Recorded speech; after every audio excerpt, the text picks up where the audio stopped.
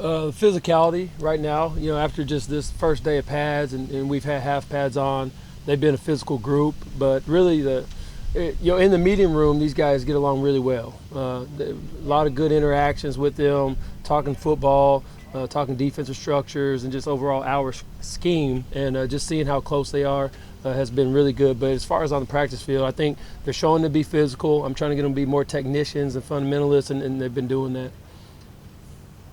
Coach, Malik Knowles seemed to turn on late last season.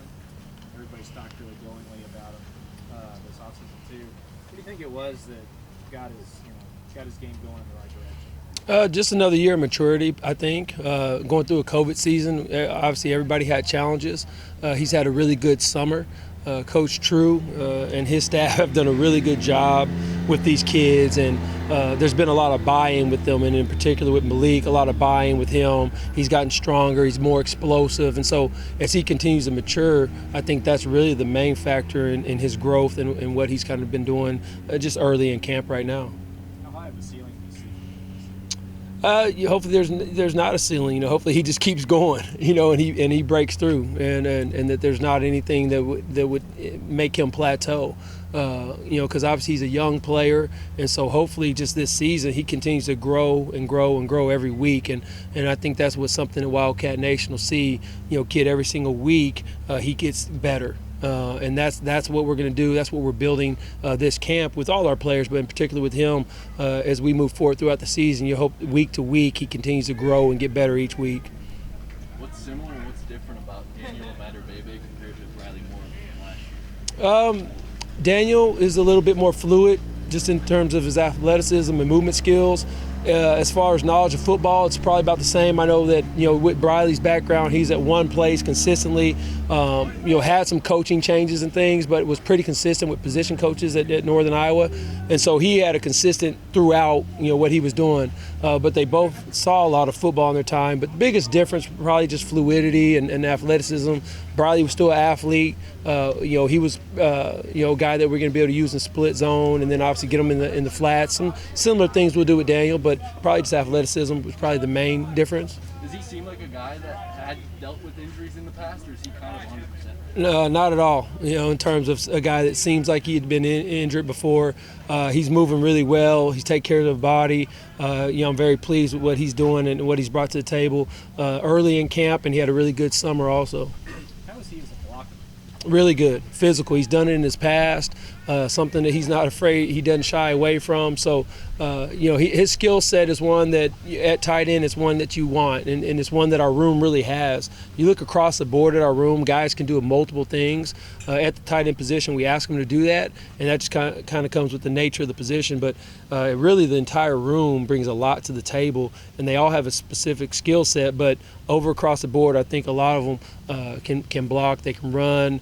They understand power, they understand zone, they understand the backside of things, and they also understand what we're doing in the passing game. That's something that we're highlighting, in these early practices. Me taking them over in the spring, I was really focused on the run-centered things that we're doing, and then my goal coming out of spring was to really work on some things in the passing game with them in camp, and that's what we're doing right now.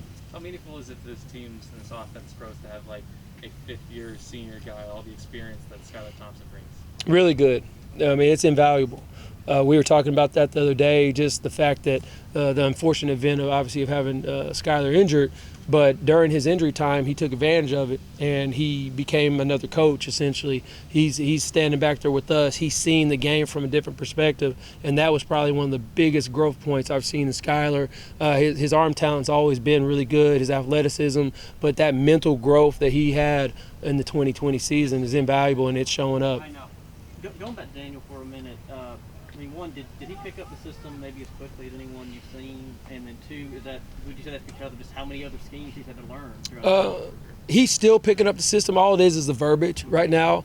He understands what we're doing. Now it's just tying all the words together, some of the different verbiage that we use. But you can tell that he's been around a lot of offensive schemes. He understands what we're doing. Now it's just the ability to put it together. And I've said it too. Having been coached at other places, sometimes you're in another playbook, and that word might come out from a different playbook, but you're talking about the same thing, but it's just in a different language. But he's picking it up pretty well.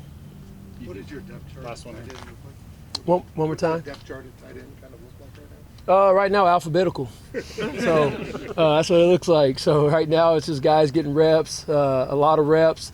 They're putting in a lot of work, and they're putting getting different things from one side of the field to the other, and I'm able to kind of put guys in a position where if I want it to be single rep, I got these guys rolling, but right now everybody's getting a lot of reps. As a follow-up to that, do you have so many pieces at that position where you can kind of get into situational, not really a depth chart, but what you need at the time? Yeah, we can. We can. And now, and mentally, as I kind of look at what they're bringing to the table, I also am preparing for things that, we won't, they won't be able to personnel us. Our opponents won't be able to do some things based on certain guys that are in, because we cross-train them so much. We're going to put them in a position where I think they're going to be pretty good weapons for us.